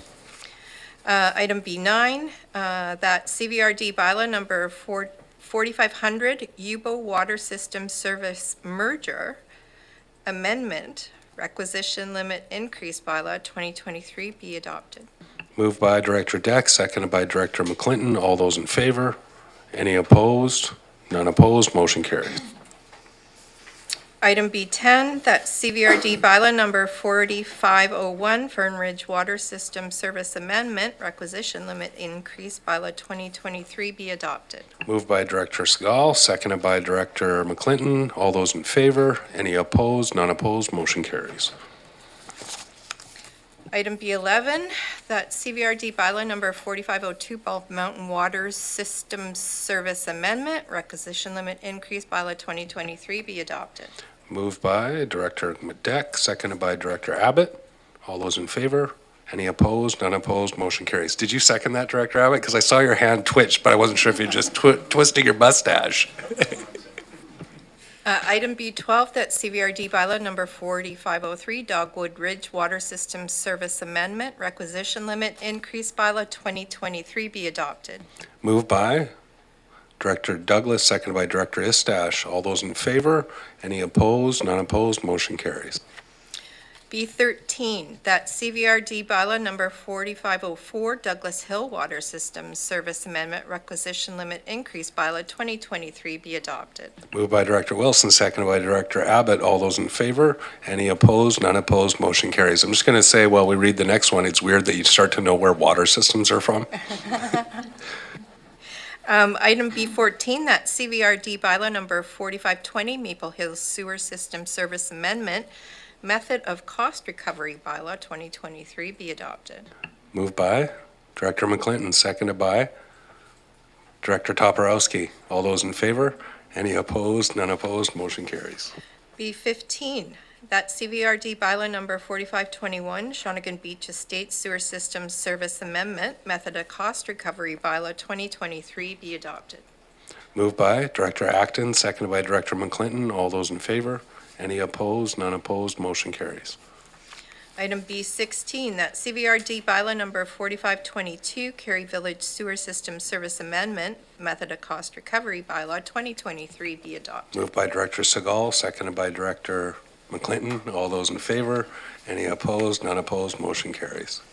B17, that CVRD bylaw number 4523, UBO Sewer System Service Amendment, Method of Cost Recovery bylaw 2023 be adopted. Moved by Director Deck, seconded by Director Segal. All those in favor? Any opposed? None opposed. Motion carries. Item B18, that CVRD bylaw number 4524, Bald Mountain Sewer System Service Amendment, Method of Cost Recovery bylaw 2023 be adopted.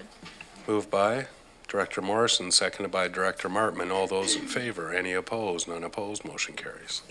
Item B19, that CVRD bylaw number 4525, Brulette Place Sewer System Service Amendment, Method of Cost Recovery bylaw 2023 be adopted. Moved by Director Segal, seconded by Director Martman. All those in favor? Any opposed? None opposed. Motion carries. And item B20, that CVRD bylaw number 4530, Ticket Information Authorization Amendment, Schedule Changes, bylaw 2023 be granted first, second, and third reading. Moved by Director Morrison, seconded by Director Segal. All those in favor? Any opposed? None opposed. Motion carries. That CVRD bylaw number 4530, Ticket Information Authorization Amendment, Schedule Changes, bylaw 2023 be adopted. Moved by Director Abbott, seconded by Director McClinton. All those in favor? Any opposed? None opposed. Motion carries. And then we move on to electoral area directors. Item BEA1, recommendation before you that CVRD bylaw number 4528, electoral area F, Cowichan Lake South, Scotts Falls, zoning amendment bylaw 7150, Cowichan Lake Road, PID 005-316-502-2023, be granted first and second reading. Moved by Director Morrison, seconded by Director Martman. Discussion? Seeing none. All those in favor? Any opposed? None opposed. Motion carries. Go. How about, All right. do a knuckle punch, but There my we go. ring's Your pretty ring will big. probably cut me open. All right, so we're on to this new business one. Okay, item NB1, staff report. You guys, yeah, go ahead.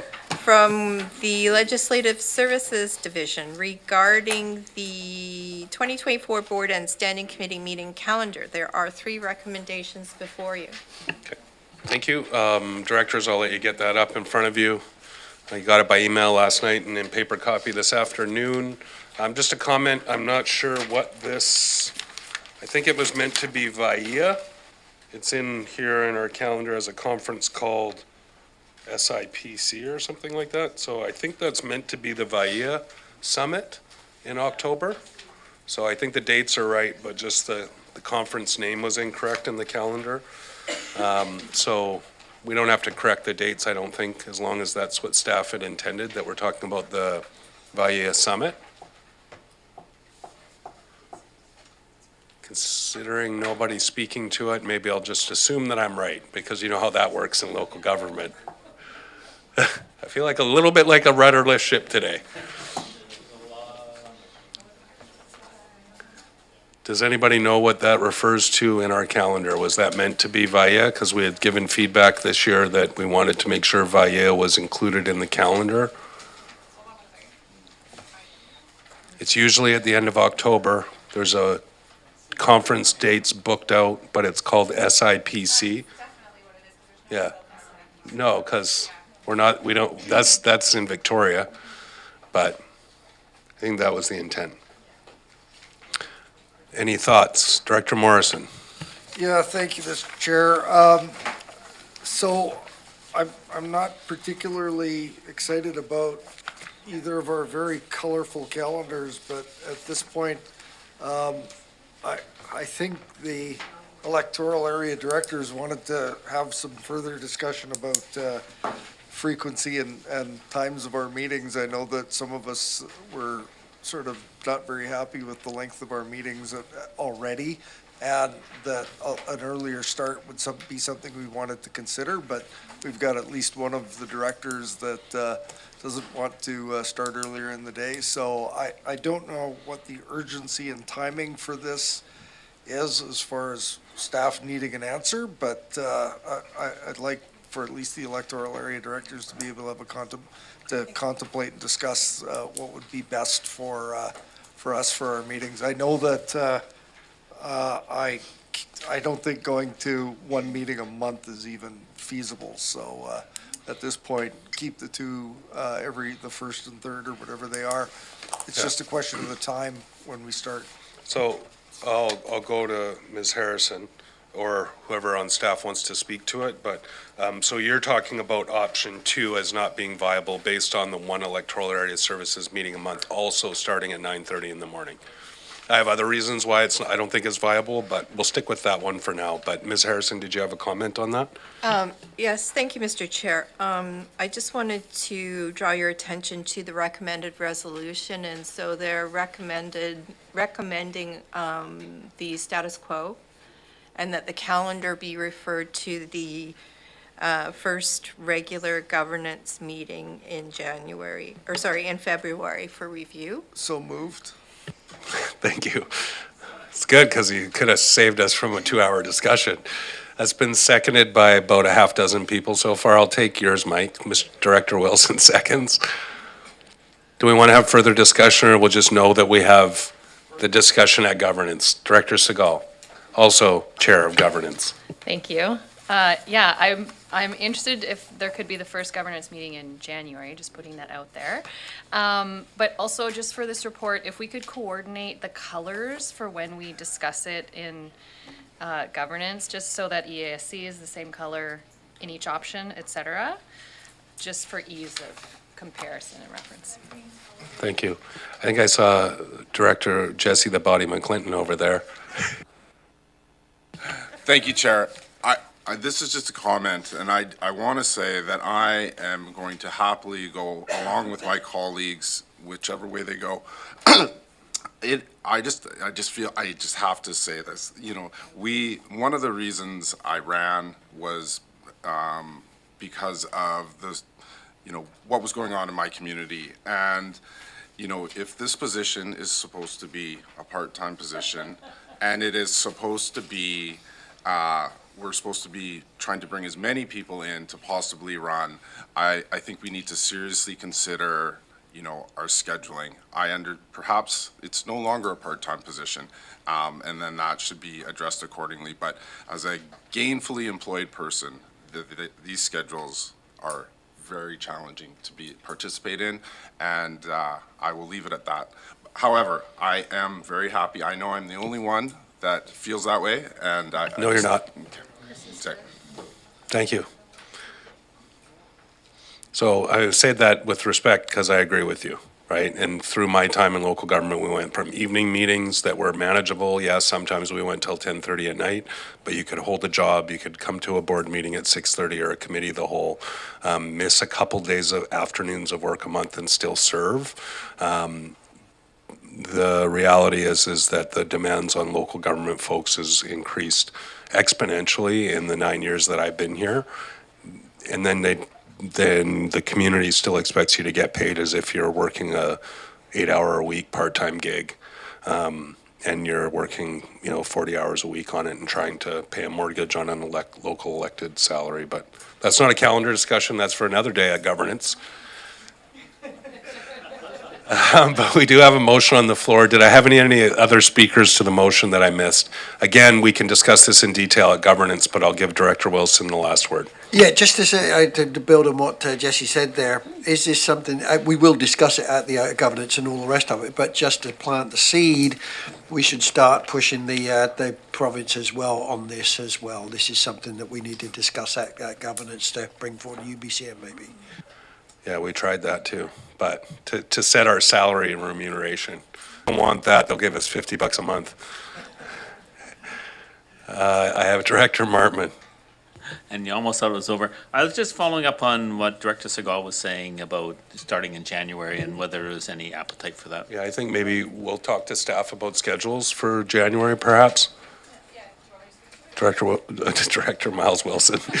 She doesn't want to trade her job for our jobs. She just heard about how great it is.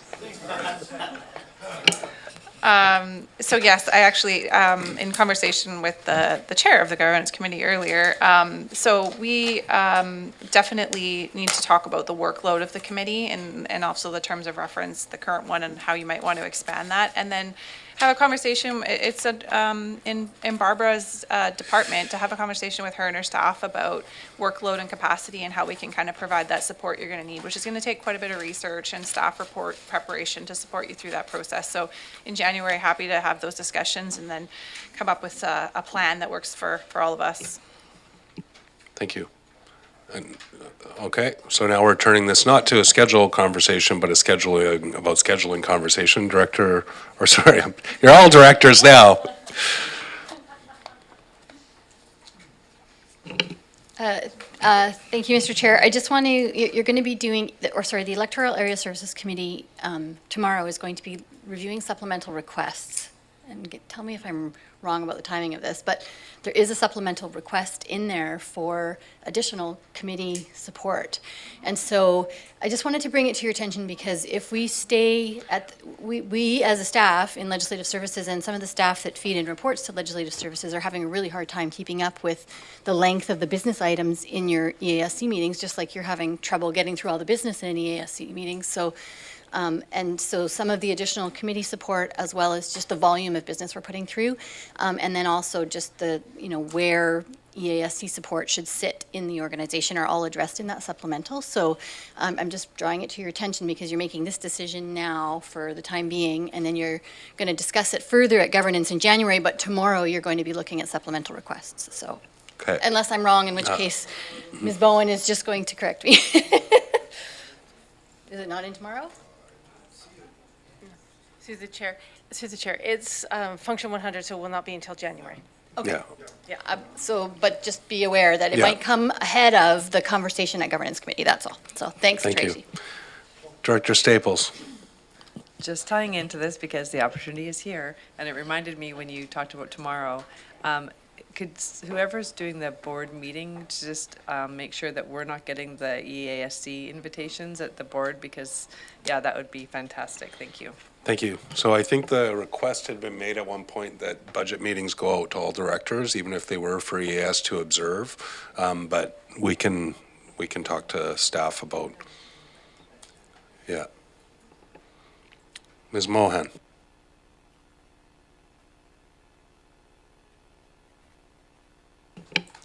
Thank you, Mr. Chair. Just the issue did come up today at today's meeting about those invites, and so part of it was just because we had to send out renewed invites, and the software options that we had for that last minute made it a little bit difficult to separate it all out. So, but we anticipate the new invites for the coming year will not go to municipal directors for EASC meetings. So, yeah. Thank you. Sorry, it's getting long. Any further discussion? Seeing none? All those in favor? Any opposed? None opposed. Motion carries. So, question period. Yeah, it's called the battle of attrition. Just drag it out. Motion to go into closed session under the provisions named in the agenda package. Moved by Director Istash, seconded by Director Segal. All those in favor? Any